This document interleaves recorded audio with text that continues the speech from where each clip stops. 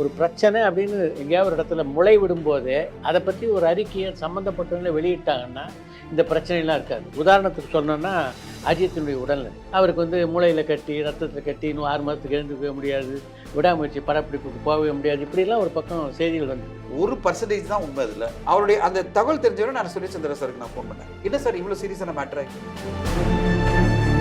கேரளா உச்சநீதிமன்றத்தில் ஒரு ஜட்ஜ்மெண்ட் கொடுத்துருக்காங்கன்னு செய்தி வந்திருக்கு. 2 நாட்களுக்கு வந்து புதுப்படங்கள் பற்றி விமர்சனம் பண்ணக்கூடாது, இந்தியா முழுமைக்கும் ஒரு கட்டுக்குள்ளே கொண்டு வரதுக்கு அது உதவுமா? ஒரு நல்ல ரிவ்யூ எல்லாம் உடனே வரணும். ஆனால் எது வந்து ஒரு திரைப்படத்தை பாதிக்க போதும், நீங்கள் 2 நாள் கழிச்சு போடுங்களேன் அப்படின்ற மாதிரி தான் நம்ம ஆக்சுவலி கேட்கணும்னு நினச்சிட்டு இருக்கோம். விமர்சனமே கூடாதுன்னு சொல்லாமே தவிர நல்லபடியாக விமர்சனம் எழுதுறவங்க சீக்கிரம் எழுதுங்க, படத்தை திட்டுறவங்கலாம் வந்து 2 நாள் கழிச்சு திட்டுங்கன்னா எப்படி சரியா? செல்ஃபிஷாக இருப்பேன்.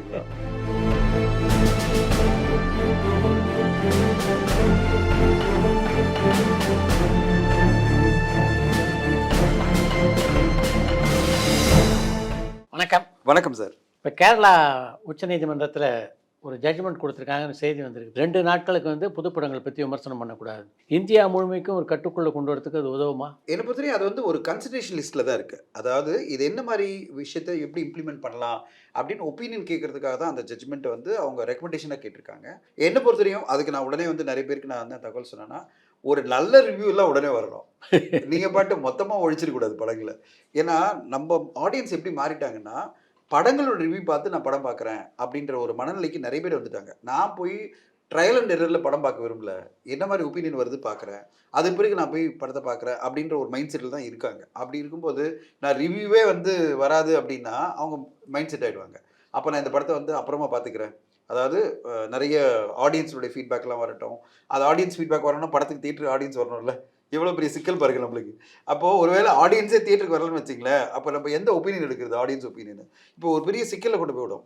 ஸோ என்னுடைய ரிக்வெஸ்ட் என்னன்னா, நான் அது வந்து வரட்டும், ஃபைனல் ஜட்ஜ்மெண்ட் வரட்டும். அது பிறகு நாங்கள் தமிழ் ஃபிலிம் ஆக்டிவ் ப்ரொடியூசேஷனில் இங்கே பிளான் பண்ணிகிட்டு இருக்கோம் எப்படி மூவ் பண்ணலாம் அப்படின்னா, நீங்கள் நல்ல விதமான விமர்சனங்கள் அப்படின்னு வச்சிங்களேன், ஒருவேளை ஒரு பாசிட்டிவான விமர்சனங்கள் வரப்போகுதுன்னா கண்டிப்பாக போடுறதுல தப்பு கிடையாது. ஆனால் எது வந்து ஒரு திரைப்படத்தை பாதிக்க போதும், ஏதோ ஒரு வகையில் அந்த படம் பாதிக்கப்படும் அப்படின்னு சொன்னால் இது இங்கே 2 நாள் கழிச்சு போடுங்களேன் அப்படின்ற மாதிரி தான் நம்ம ஆக்சுவலி கேட்கணும்னு நினச்சிட்டு இருக்கோம். அது வரட்டும், அது ஜட்ஜ்மெண்ட்டாக வரட்டும். அது கண்டிப்பாக எல்லா தயாரிப்பாளர்களும் அதான் கேட்பாங்க. அதாவது நல்ல விமர்சனம் உடனே போடுங்க, மோசமான விமர்சனம் 2 நாள் விட்டு சண்டே போடுங்களே, என்ன ஆகிடும்போது உங்களுக்கு எப்படியும் வந்து ஆடியன்ஸ் வர அப்படி கட்டுப்படுத்த வாய்ப்பு இருக்குன்னு நினைக்கிறீங்களா? அது வாய்ப்பு இல்லை. அதாவது விமர்சனமே கூடாதுன்னு சொல்லாமே தவிர நல்லபடியாக விமர்சனம் எழுதுறவங்க சீக்கிரம் எழுதுங்க, படத்தை திட்டுறவங்கலாம் வந்து 2 நாள் கழிச்சு திட்டுங்கன்னா எப்படி? ரொம்ப செல்ஃபிஷாக இருப்பேன் தயாரிப்பாளர்கள். எப்படின்னா வேற வழி கிடையாது. இப்போ நீங்கள் வந்து சொல்லுவாங்கள்ல, பாசிட்டிவான விஷயங்கள் தான் ரொம்ப ஸ்லோவாக போகும் சார், நெகட்டிவான விஷயங்கள் ரொம்ப ஃபாஸ்ட்டாக போகும். நீங்கள் நெகட்டிவான விமர்சனத்தை முதல்ல சொல்லிட்டீங்க வச்சிங்களேன், அப்போ மொத்தமாக படம் பாதிக்கப்படும். எந்த படமாக இருந்தாலும் எல்லா தயாரிப்பாளர் படமும். அதுக்காக தான் சொல்கிறோம், பாசிட்டிவான விஷயம் போய் சேர்றதுக்கே 2 நாள் ஆக போகுது. அதனால் அதை முதல்ல ஷேர் பண்ணுங்கள், நெகட்டிவான விஷயத்தை 2 நாள் கழிச்சு ஷேர் பண்ணுங்கள், தப்பே இல்லை.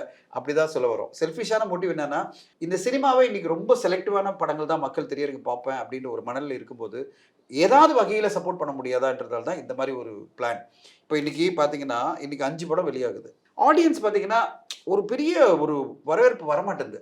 அதாவது நம்ம எதிர்பார்க்குற மாதிரி கூட்டம் வரமாட்டேங்குதுன்னா ஒரு மாதிரி பயம் வருது எல்லாருக்குமே. அடுத்தடுத்த படங்கள் இருக்குது, 22ஆம் தேதி 3 படம் வருது, 29ஆம் தேதி 3 படம் வருது, 5 படம் வருது, அப்புறம் ஏப்ரலில் படங்கள் வருது. எப்படி இப்போ ஆடியன்ஸை புல் பண்ண போகிறோம் அப்படின்ற ஒரு பயத்திலே எல்லா தயாரிப்பாளர்கள் இருக்கும்போது ஏதாவது வகையில் ஏதாவது பண்ணி பிரயோஜனம் பண்ணாதா, அதாவது ரிவ்யூஸ் மூலமாக காப்பாற்ற முடியாதான்ற ஒரு எண்ணம் தான். ரிவ்யூஸ் நீங்கள் வெள்ளிக்கிழமை 5 படங்கள் வந்திருக்குன்னு சொல்கிறீங்க. இந்த 5 படங்களுடைய வெளியீடு பார்த்தீங்கன்னாவே இந்த பிரேமலுவே எடுத்துங்க. பிரேமலு வந்து மிகப்பெரிய வெற்றி படம். ஆனால் தமிழ்நாட்டில் பல திரையரங்களில் ஒரு ஷோ தான் கொடுத்துருக்காங்க அதுக்கு. இப்படி அந்த ரிலீஸே பார்த்தீங்கன்னா ஒரு கொண்டாட்டமான ரிலீஸாக அமையலை. அதனாலேயே கூட அந்த படங்களுக்கு வந்து ஒரு வரவேற்பு இல்லாமல் கூட போயிருக்கு. ஒரு காரணம் சொல்லு சார், பிரேமலு வந்து 6 வீக்ஸ் ஆயிடுச்சு. இப்போது ஒரு 6 வாரம் கடந்த பிறகு அந்த படம் புது படமாக யாருமே பார்க்க மாட்டாங்க. யாரெல்லாம் பார்க்கணும்னு நினச்சாங்களோ அவங்களாம் வந்து மலையாளத்தில் சப்டைட்டிலோட பார்த்தாச்சு. இப்போ புதுசாக இந்த படத்தில் என்ன இருக்க போகுது, தமிழ் டப்பிங் இருக்க போகுது, அவ்வளோதானே தவிர மற்றபடி ஒன்றும் கிடையாது. அப்புறம் என்ன, அது அந்த படம் வந்து ஒரு ஐகானிக் படமெல்லாம் நீங்கள் பார்க்க முடியாது. அது வந்து ஃபீல் குட் ரொமான்டிக் யங்ஸ்டர்ஸ்க்கான படம். அதை பார்க்கணும்னு நினச்ச ஆடியன்ஸ் எல்லாம் 6 வாரம் பார்த்துட்டாங்களே. இப்போ புதுசாக என்ன ஆடியன்ஸ் இருக்காங்க. அதனால் நான் எதிர்பார்த்தது தான், இது வந்து பெருசாலாம் ஆடியன்ஸ் வந்துடுவாங்க எதிர்பார்க்கல, அதான் நடந்தது. இப்போ ஏப்ரல் 14 வரைக்கும் திரையரங்குடைய நிலை இப்படி தான் இருக்குமா? இப்போ அப்படி சொல்ல முடியாது சார். 22nd வந்து இப்போ ஸ்டுடியோ கிரீன்ல வந்து நம்ம ஜி. பிரகாஷ் நடிப்புல ரெபெல் படம் வருது. ஒரு நல்ல எதார்த்தமான ஒரு ஆக்ஷன் பேக்டா ஒரு உண்மையான சம்பவத்த பேஸ் பண்ணி அந்த படம் வரப்போது. ஓரளவு மக்கள் வந்து இந்த படத்த ஏத்துப்பாங்க, பெரிய லெவல்ல ரெஸ்பான்ஸ் குடுப்பாங்கன்னு எதிர்பார்த்துட்டு இருக்கோம். அதே மாரி வந்து 29ஆம் ஒரு 2 படம் வருது. இப்போ இதெல்லாம் கொஞ்சம் கொஞ்சம் ஆடியன்ஸ கொண்டு வந்துருன்ற ஒரு நம்பிக்கையில இருக்கும். மிகப்பெரிய அதாவது பட்ஜெட்ல ஒரு 20 கோடி அந்த ரேஞ்சில பட்ஜெட்ல பார்த்தீங்கன்னா 2 படம் வருது. ஏப்ரல் 11ஆம் தேதி. ஒண்ணு பார்த்தீங்கன்னா, சந்தானம் அவர்கள் நடிப்புல வந்து அ இங்க நாங்க தான் கிங்கு ஆமா. அப்படின்னு ஒரு படம் வருது. விஜய் அண்ணன் நடிப்புல ரோமியோ படம் வருது. ரோமியோ. இப்ப 2மே வந்து பெரிய அதாவது ஒரு 20 crore பட்ஜெட்னாலே ஒரு பெரிய படம் தானே. ஸோ இந்த மாரி படங்கள் தான் இனிமே ஆடியன்ஸ கொண்டு வரும்னு நெனைக்கிறேன். ஏன்னா, பெரிய பட்ஜெட் படங்கள்லாம் நீங்க ஏப்ரல்ல எதிர்பார்க்க முடியாது. நான் சொல்றது ஒரு 100 கோடி பட்ஜெட் படங்கள்லாம் ஏப்ரல்ல வரப்போறதில்ல. மேல தான் வரும். எனக்கு தெரிஞ்சு மே மாசம் பிறகு தமிழ் சினிமால நான் சொல்றது ஒரு 8 மாதங்களுக்கு நெறைய பெரிய படங்கள பார்க்க போறீங்க. ம். அப்போ வந்து இந்த இண்டஸ்ட்ரியுடைய தாக்கமே வேற மாரி இருக்க போகுது. இப்ப சூர்யா சார்து வந்து அங்க வருது. அப்புறம் எல்லாமே விஜய் சார் படம் இருக்கு, அஜித் சார் படம் இருக்கு. அப்படின்னா ஒவ்வொரு மாதமும் 3 பெரிய பட்ஜெட் படங்கள் வச்சுக்கங்களேன். அப்போ ஒரு ஒரு கேலப்பிங்கா தான் இருக்க போகுது. அதனால இந்த ஏப்ரல் வரையும் எப்படியாவது இண்டஸ்ட்ரி வந்து கொண்டு போயிடணும். ஒரு நல்லபடியா கொண்டு போயிடணும். அதுக்கு ஏப்ரல் 11th வர படங்கள் நல்லா சக்சஸா வரும் அப்படின்னு நான் எதிர்பார்க்கிறேன். சமீப காலமா பார்த்தீங்கன்னா, வலைத்தளங்கள்ல வந்து பல விமர்சனங்கள் வந்துட்டு இருக்கு. பல செய்திகள் வந்துட்டு இருக்கு. தப்பு தப்பான செய்திகள் பல வந்துட்டு இருக்கு அப்படின்னு பல பேர் விமர்சனம் பண்றோம். ஆனா இதையெல்லாம் சரி பண்றதுக்கு என்ன பொறுத்தவரைக்கும் நான் என்ன நினைக்கிறேன்னா, ஒரு பிரச்சனை அப்படின்னு எங்கேயாவது ஒரு இடத்துல முளை விடும்போதே, அத பற்றி ஒரு அறிக்கைய சம்மந்தப்பட்டவங்களே வெளியிட்டாங்கன்னா, இந்த பிரச்சனைலாம் இருக்காது. உதாரணத்துக்கு சொல்லணும்னா, அஜித்தினுடைய உடல்நிலை. அஜித் உடல்நலம் சரியில்லாமல் மருத்துவமனையிலே அனுமதிக்கப்பட்டார் அப்படின்னு செய்தி வந்தவுடனே, அஜித் எப்படிப்பட்ட ஒரு நடிகர், என்ன நிலையில இருக்க நடிகர் அப்படின்றது எல்லாருக்கும் தெரியும். எல்லா ரசிகர்களுக்கும், கோடிக்கணக்கான ரசிகர்களுக்கும் ஒரு ஆங்ஸைட்டி இருக்க தான் இருக்கும். இதெல்லாம் அங்கேருந்து வந்து என்ன ஆகுதுன்னா, கதைகள் பில்ட் ஆகுது. கரெக்ட். அவருக்கு வந்து மூளையில கட்டி, ரத்தத்தில கட்டி, இன்னும் 6 மாதத்துக்கு எழுந்துக்கவே முடியாது. விடாமுயற்சி படப்பிடிப்புக்கு போகவே முடியாது. இப்படிலாம் ஒரு பக்கம் செய்திகள் வந்தது. இதையெல்லாம் எங்க தவிர்த்திருக்கலாம்னு நான் நினைக்கிறேன்னா, யூசுவலா இது போன்ற பெரிய நடிகர்கள் மருத்துவமனையில அனுமதிக்கப்படும்போது, அந்த மருத்துவமனையிலேருந்து ஒரு அறிக்கை குடுப்பாங்க. அது மாரி அஜித் விஷயத்தில அவங்க குடுத்திருந்தாங்கன்னா, அது ஆக்சுவலா ஒரு சிம்பிள் ஆப்பரேஷன் தான். கரெக்ட். இப்ப நமக்கு தெரியுது. ஆமா. அத முதல்லயே அவங்க பண்ணியிருந்தாங்கன்னா, இவ்வளோ பிரச்சனைகள், இத்தனை விமர்சனங்களை தவிர்த்திருக்கலாம். இப்ப உண்மைக்கு பக்கத்துல உள்ள ஒரு பேட்டி வந்து குமுதத்தில இப்ப போட்டிருக்காங்க. ம். அ அஜித்தினுடைய உடல்நிலையை பற்றி, அவருக்கு எதனால இந்த பிரச்சனை வந்தது, எவ்வளோ நேரத்தில கரெக்ட்டா 8 மணி நேரத்தில இது வந்து சரி செய்யப்பட்டு, மறுநாளே அவர் திரும்பிட்டார் அப்படின்றது போட்டிருக்காங்க. ம். அதில இன்னொரு எக்ஸ்டென்ஷன் இருக்கு. என்னன்னா, விடாமுயற்சி படத்தினுடைய படப்பிடிப்பை பொறுத்தவரைக்கும், நாங்க தயார். ம். லைக்கா நிறுவனம் எப்போ கூப்பிடுறாங்களோ, அப்போ நாங்க போக தயார்ன்னு அந்த பேட்டி முடியுது. இதில இன்னொரு கேள்வி ஆரம்பிக்குது. என்னன்னா, இப்ப அஜித் உடல்நிலையை பற்றி எப்படி கேள்விலாம் வந்துட்டு இருந்ததோ, அதே மாரி லைக்கா புரொடக்ஷன்ஸினுடைய நிதிநிலை பற்றி தொடர்ந்து பல வலைதளங்கள்ல செய்திகள் வந்துட்டு இருக்கு. பல படப்பிடிப்புகள் ரத்தானதுக்கு காரணம் அவங்ககிட்ட வந்து பணம் இல்லாம போனது தான் அப்படின்னு செய்தி வந்துட்டு இருக்கு. இத பத்தியும் லைக்கா புரொடக்ஷன்ஸ் நிறுவனம் ஒரு அறிக்கை வெளியிடணும் அப்படின்னு நான் நினைக்கிறேன். எப்ப செய்திகள் வரலன்னா பரவால்ல. வரத் தொடங்கிருச்சோ, அப்ப நிஜமா என்ன நடக்குது அப்படின்னு சொன்னா தானே ரசிகர்களுக்கு தெரியும். அத ஏன் பண்ண மாட்டேன்றாங்க? சார் ஒண்ணு சொல்றேனே, இன்னைக்கு ஊடகங்கள் நெறைய ஆயிடுச்சு. கிட்டத்தட்ட தமிழ்ல பார்த்தீங்கன்னா 150 யூடியூப் சேனல் இருக்கு. எல்லாருமே வந்து வியூஸ்க்கு போராடிட்டு இருக்காங்க. சப்ஸ்கிரைபர் போராடிட்டு இருக்காங்க. அதனால வந்து நெறைய செய்திகள இட்டுக்கட்டி எல்லாம் பேச ஆரம்பிக்கிறாங்க. அதாவது பாதி உண்மை, 1% தான் உண்மை அதுல. சிலதெல்லாம் பார்த்தீங்கன்னா 1% உண்மை, 99% வந்து சில விஷயம் உண்மை ஆயிடுது. சில விஷயம் உண்மையாயிடுது. நான் பார்த்த வரையும் பார்த்தீங்கன்னா, நெறைய பேர் எங்கிருந்துடா இந்த தகவல்லாம் எடுத்தாங்க? இவங்க வந்து நேரடியா பார்த்த மாரி பேசுறாங்களே! ஏன்னா நம்ம இண்டஸ்ட்ரியில இருக்கோம். நம்ம சம்மந்தப்பட்டவர்கள்ட்ட பேசிட்டு இருக்கோம். ஆனா இவங்க எப்படி இது வந்து உண்மையிலேயே ஹாஸ்பிட்டல் பக்கம் இருந்த மாரியோ, இல்ல அங்க உண்மையிலேயே ஒரு நடிகை பத்தி விஷயமா இருந்தாலும் சரி, ஏதாவது விஷயத்துல இவங்க இவ்ளோ துளவு பில்டப் பண்ணி சொல்றதுக்கு இவங்ககிட்ட எங்க ஃபேக்ட்ஸ் கிடைக்குது? சார் 2வது நீங்க பார்த்தீங்கன்னா, எல்லாருமே நான் சில இன்டர்வியூலாம் பார்க்குறேன். அவர் யாருமே அவங்களாம் பிரஸ் மீட் கூட வரதில்ல. ஜென்ரலா பிரஸ் மீட் கூட வரதில்ல. ஆனா நெறைய பேசுறாங்க. இப்ப எனக்கு வந்து ஆச்சரியமா இருக்கணும். எங்கிருந்து உங்களுக்கு இவ்வளவு தகவல் கிடைக்குது? யார் உங்களுக்கு சொல்றாங்க? அப்போ யாரோ சொல்லி உங்களுக்கு வருது. கரெக்ட்டுங்களா? இப்போ அவரு ஒருத்தருக்கு சொல்லி, அவரு இன்னொருத்தருக்கு சொல்லி, அவரு சொல்லி தான் உங்களுக்கு தகவல் வருதுன்னா, அப்ப எந்த அளவு வந்து ஒரு கருத்து வந்து எக்ஸாஜரேட்டடா மாறும். உங்களுக்கே தெரியும். உண்மைதான். நேரடியா காதுல கேட்கிறது தான் உண்மைன்னு சொல்லுவாங்க. அதாவது தீர விசாரிப்பதே மெய்ன்னுவாங்க. ஆனா இங்க தீர விசாரிக்கிறதெல்லாம் கிடையாது. கேட்ட உடனே ஒரு வீடியோ போட்டு அத முடிச்சிடணும். அது ஒருத்தர் கடந்து போகும்போது காக்காவா வாந்தி எடுத்தான் தான் கடைசியா. அவ்வளவுதான். கடன்னு ஏதோ ஒண்ணு சொல்லிடணும்னு போறாங்களே தவிர, உண்மையிலே அதை எவாலுவேட் பண்ண நினைக்கிறது இல்ல. இப்ப நீங்க அஜித் சார் மேட்டருக்கு வருமே. அவருடைய அந்த தகவல் தெரிஞ்சவொடனே நான் சூரியச்சந்திர சாருக்கு நான் ஃபோன் பண்ணேன். ஏன்னா எனக்கு கன்சர்னா இருந்தது. நான் கால் பண்ணேன். "என்ன சார் இவ்வளோ சீரியஸான மேட்டரா? என்ன?" அப்படின்னு கேட்டேன். "சார் ஒண்ணுமே இல்ல சார். சாதாரணமான ஒரு சிம்பிள் இதுக்கு போனாரு. அங்க செக்கப் போகும்போது டாக்டர் என்ன சொன்னாங்க, இது ஒண்ணும் அவசரம் இல்லைங்க. ஒரு சின்ன ஒரு பேசேஜ்ல ஒரு இது இருக்கு. இது அப்புறமா பண்ணிக்கலாமா? ஒரு 6 மாசம் கழிச்சுன்னோனே, நான் இப்போ ஒண்ணும் ஷூட்டிங் இல்ல. எவ்வளோ நேரம் ஆகும்? 2 மணி நேரம் ஆகுமா? பண்ணிடுங்க." இப்போ நம்ம ஒரு டூத்துக்கு போன வச்சிங்களேன், கரெக்ட். இப்போ டாக்டர் என்ன சொல்லுவாரு, சார் இந்த பக்கத்துலயே உங்களுக்கு கேவிட்டி வந்துடுச்சு, ஆமா. 2 ஆப்ஷன் தான் இருக்கு, இதை வந்து ட்ரீட்மெண்ட்டே பண்ண முடியாது, நான் இப்போ எடுத்துட்டுமான்னு சொன்னா என்ன பண்ணுவீங்க? சரி, இப்போ எடுத்தாலும் 6 மாசம் கழிச்சு எடுத்தாலும் அதே தான். இன்னைக்கே எடுத்துருவோம். எடுத்துருங்க. இப்ப வந்தது எப்படியும் நீங்க வந்து பண்ண போறீங்க இந்த ஜாவ. சரி, ஒரே டைம் பண்ணி முடிச்சுருங்க. அட்லீஸ்ட் வந்து வேற ஏதாவது பார்த்துக்கலாம் அப்படின்னு சொல்லி பண்ணுவோம். இப்போ அவர் என்ன சொன்னாரு, அந்த இடத்துல டாக்டர் சொன்னாராம், "இன்னும் ஒண்ணும் அவசரம் இல்ல சார்" அப்படின்னாராம். 6 மாசம் கழிச்சு கூட பண்ணிக்கலாம். "இல்ல இல்லங்க, வந்தது வந்துருச்சு. இந்த ட்ரீட்மெண்ட் இதையும் பண்ணி முடிச்சுருங்க" அப்படின்னாராம். அத பண்ணி முடிக்கும்போது மேக்ஸிமம் பண்ணீங்கன்னா 30 மினிட்ஸ் கூட இல்ல அந்த ட்ரீட்மெண்ட். அப்ப அவர் என்ன சொன்னாரா, "நீங்க ஒரு 2 மணி நேரம் ரெஸ்ட் எடுத்துட்டு போயிடுங்க" அப்படின்னாராம். இது வந்து ஒரு சாதாரணமான சிம்பிளான ஒரு பாடியில இருக்கிற ஒரு மைனர் எயில்மென்ட் தான். கரெக்ட். அந்த எயில்மென்ட்க்கு உடனே ட்ரீட்மெண்ட் பண்ணிட்டு, அது அஜித் சார பாராட்டணும். எதுக்கு இதெல்லாம் பெண்டிங் வச்சுக்கணும், பண்ணிடுங்கன்னாராம். இத இட்டு கட்டி ஹாஸ்பிட்டல் போயிட்டாரு, அட்மிட் ஆயிட்டாரு. அவருக்கு வந்து மூளையில கட்டி அப்படியே எல்லாரும் அப்படியே ஷாக் ஆயிட்டாங்க. நான் சொன்னேன், "சார், அவருடைய கோடிக்கணக்கான ரசிகர்களுக்கெல்லாம் நீங்க பதில் சொல்லணும்." "என்ன சார் இது? பொய்யா சொன்னா எப்படி சார் பதில் சொல்றது?" அப்படின்னாரு.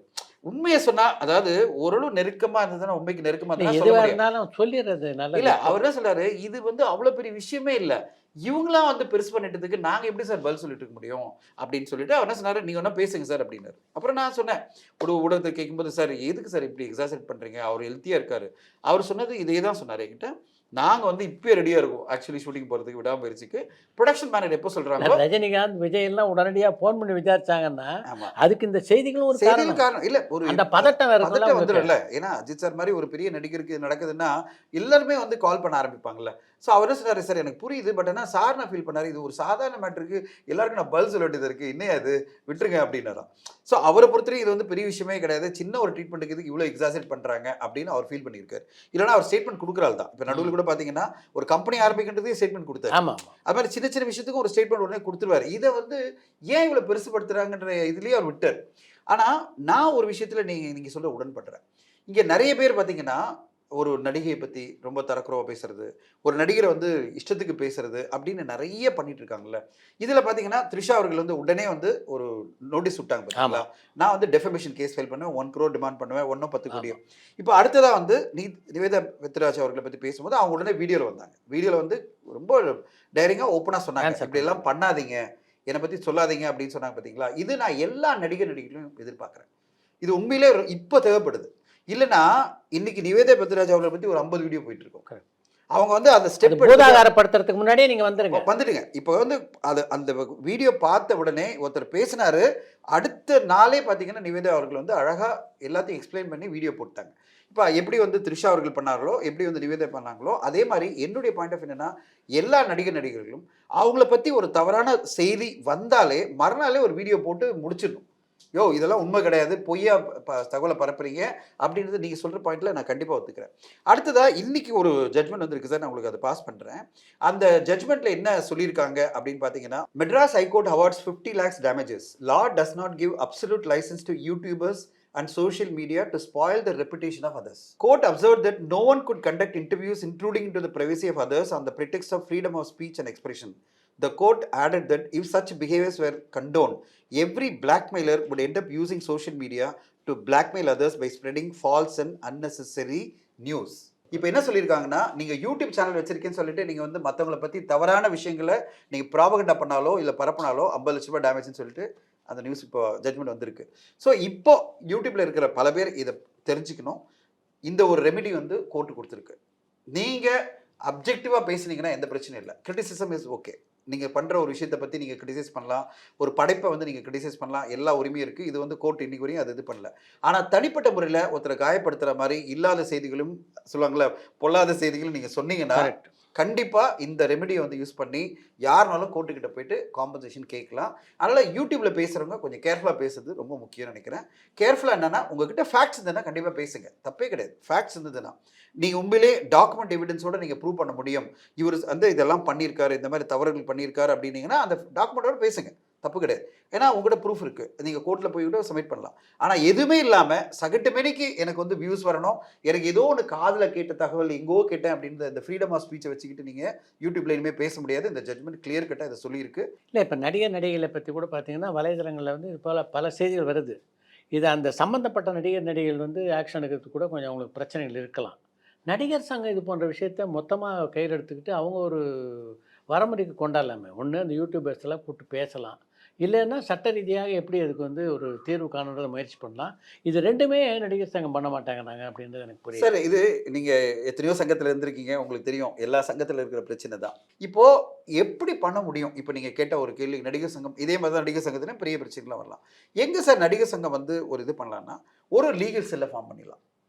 சங்கமா எதுவும் பண்ணாம ஒரு லீகல் செல்லை ஃபார்ம் பண்ணிட்டு, ஏன்னா நிறைய நடிகைகளை பத்தி இவங்க வந்து நிறைய பேசுறாங்க, அதனால நம்ம வந்து இதை வந்து கண்டிப்பா ஆக்ஷன் எடுக்கணும் அப்படின்னு அவங்க டிசைட் பண்ணிட்டு டக்கு என்ன பண்ணலாம், ஒரு லீகல் செல்லை வந்து அப்பாயிண்ட் பண்ணிட்டு ஒரு ஸ்ட்ராங்கான லீகல் டீம், ஒரு 3 பேர் கொண்ட டீம் இருப்பாங்க. ஏதாவது உங்களை பத்தி பிரச்சனை வந்ததா உடனே வந்து இந்த கம்ப்ளைண்ட் நீங்கள் கொடுத்துருங்க, லீகல் செல் வந்து இனிமேல் ப்ரொசீட் பண்ணிக்கும். இதுக்கான பேமெண்ட்டில் நடிகர் சங்கம் ஒரு கான்ட்ரிபியூஷன் கொடுக்கும், பேலன்ஸ் நீங்கள் கொடுங்க. ஆனால் அந்த ஃபீ வந்து ரொம்ப ரீசனபிளாக இருக்கும். இப்போ நாங்கள் என்ன பண்ணோம், ஆக்டிவ் ப்ரொடியூசர் ரொம்ப இதுவாக எல்லா லீகல் சம்மந்தப்பட்ட விஷயங்கள் அப்படின்னா இந்த லாயரை நீங்கள் கன்சல்ட் பண்ணுங்கள், ஃபீஸை நாங்கள் ஃபிக்ஸ் பண்ணிட்டோம், இந்த ஃபீஸ் நீங்கள் கொடுத்தீங்கன்னா போகிறோம், எல்லா அக்ரிமெண்ட்டையும் அவங்க பண்ணி தருவாங்க. உங்களுக்கு ஒரு படம் ஆரம்பிக்கிறீங்கன்னா எல்லா அக்ரிமெண்ட்டையும் நீங்கள் வந்து இவங்ககிட்ட வாங்கிக்கலாம், அவங்க எல்லா அக்ரிமெண்ட்டும் இந்த சார்ஜுக்குள்ளே பண்ணி கொடுத்துருவாங்க அப்படின்னு ஒரு லாயர் அப்பாயிண்ட் பண்ணியிருக்கோம்ல. அந்த மாதிரி இப்போ என்ன பண்ணலாம்னா, நடிகர் சங்கம் நீங்கள் கேட்டு நான் சொல்கிறேன், அந்த ஐடியாவாக சொல்கிறேன், லீகல் சங்கம் ஒரு ஃபார்ம் பண்ணுறது பெரிய விஷயமே இல்லை. ஒரு 3 பேர் கொண்ட லா ஃபார்மை எல்லா விஷயத்தையும் ஹேண்டில் பண்ணுறதுக்கு அப்படின்னா எல்லா நடிகர்களும் வேக்கப் ஆயிடுவாங்க. ஓகே, நான் ஒரு லாயரை போய் அப்பாயிண்ட் பண்ணால் அதுக்கு ஒரு பெரிய சார்ஜ் ஆகும், நான் எப்படி மேனேஜ் பண்ண போகிறேன், இந்த டவுட்டே வேண்டாம். சிம்பிளாக இவ்வளோ தான் சார்ஜ் வரும்ன்றதை கிளியர் கட்டாக நடிகர் சங்கம் சொல்லிட்டாங்கன்னா, அந்த லீகல் செல்லுக்கு வந்து ஒரு நோட் அமிச்சா போகிறோம். நோட்டுன்னா சொல்கிறது வாய்ஸ் மெசேஜ் அமிச்சு அந்த யூடியூப் வீடியோ அமிச்சாலே போகிறோம். உடனே அவங்க வந்து அதை கம்ப்ளைண்டாக எடுத்துக்கிட்டு அவங்க வந்து நோட்டீஸ் அனுப்பிச்சிடுவாங்க இவங்க பேரில். ஸோ இப்படிப்பட்ட ஒரு விஷயத்தை அவங்க பண்ணாங்கன்னா நடிகர் சங்கம் பண்ணால் நல்லாயிருக்கும். ஆனால் இதில் என்ன நடைமுறை சிக்கல்கள் இருக்குது, இது ஏன் அவங்களால இம்ப்ளிமெண்ட் பண்ண முடியல, இதெல்லாம் எனக்கு தெரியல. ஆனால் நான் எல்லா சங்கத்துலேயும் பார்க்குறதுனா, ஏதாவது எல்லாருக்குமே நல்ல எண்ணங்கள் இருக்குது, பண்ணணும்னு நிறைய ஆசை இருக்குது. ஆனால் ஏதோ ஒரு வகையில் தடையாயிட்டே இருக்குது, அடுத்த கட்டம் போக மாட்டேங்குது. அதனால தான் நிறைய சங்கங்கள் இருந்தாலும் நம்ம நீங்கள் நினைக்கிற மாதிரி இதையே நடக்கல அதையே நடக்கலன்னு கேட்கறதுக்கான கேள்விகள் பதில் என்கிட்ட இல்லை. இல்லை, இப்போ லைக்கா நிறுவனத்தை நான் சொன்ன மாதிரி இப்போ அவங்களுடைய இன்னொரு எக்ஸ்டென்ஷனாக பார்த்தா அவங்க ஒரு சங்கமித்ரா அப்படின்னு ஒரு படத்தை தயாரிக்கிறது. அந்த படத்தை இப்போ அவங்க தயாரிக்க போகிறதே இல்லை அப்படின்னு செய்திகள் இருந்துச்சு. இதையெல்லாம் விளக்க வேண்டியது வந்து லைக்கா ப்ரொடக்ஷன்ஸுடைய தார்மீக கடமை இல்லையா சார்? நீங்கள் எப்படி பார்க்கணுன்னா, ஒரு நிறுவனத்தில் நான் இருந்ததுக்கு நான் சொல்கிறேன் உங்களுக்கு. நான் டிஸ்னியில் சிஇஓ இருக்கும்போது எந்த கான்ட்ரவர்சி வந்தாலும் சிஇஓ என்ன சொன்னார், லீகல் டிபார்ட்மெண்ட் தான் கொடுக்கணும், நீ கிளாரிஃபை பண்ணாத, நீ ட்விட்டரில் கூட போட்டுறாதுன்னு வருது. சார் இந்த மாதிரி வந்து நிறைய காசிப் வருது, நிறைய நெகட்டிவான நியூஸ் வருது, நம்ம பேனர் வந்து ஷூட்டிங்கை தடை பண்ணி வச்சிருக்கோம், இல்லை நிறுத்தி வச்சிருக்கோம்னு வருது, அதனால் நம்ம வந்து உடனே ஒரு ரெஸ்பான்ஸ் கொடுக்கணும்னா அந்த லீகல் டிபார்ட்மெண்ட் எம்டி கிட்ட பேசினா எம்டி என்ன சொல்வார்? என்ன பொறுத்தவரையும் கம்பெனிகள் பதில் சொல்றதை விட இண்டிவிஜுவல்ஸ் கண்டிப்பாக பதில் சொல்லணும். அதெல்லாம் நம்ம கேஸ் ஸ்டடியாக பார்க்குறோம். ஒரு த்ரிஷா அவர்களோ நிவேதா அவர்கள் பண்ண விஷயத்தான் சொல்கிறேன். அதுக்கு நடிகர் சங்கம் வந்து கண்டிப்பாக ஒரு லீகல் செல்லை ஃபார்ம் பண்ணிட்டு உடனே 24 ஹவர்ஸ்க்குள்ள நோட்டீஸ் பண்ணணும். பரபரப்பான சினிமா செய்திகள், நட்சத்திரங்களின் பேட்டிகள், சினிமா வரலாறு ஆகியவற்றை பார்க்கவும் படிக்கவும் உங்களுக்கான இணையதளம் tourantalkies.co.